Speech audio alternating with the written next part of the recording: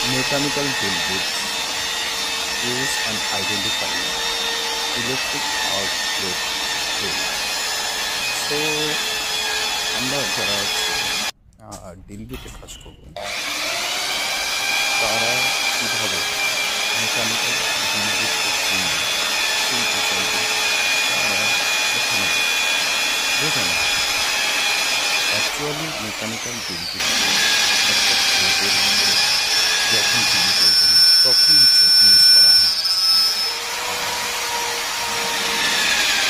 যেটা সেগুলো drill bit আছে সেখানকার যে অ্যাঙ্গেলগুলো সেটা হচ্ছে একদম স্ট্রেট থাকে, আর মেকানিক্যাল drill bit-এর যে অ্যাঙ্গেলগুলো একদম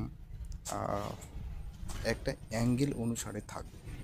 তো আপনারা যারা drill bit-এর কাজ করবেন তারা এই সব বিষয়ে নলেজ থাকা অবশ্যই।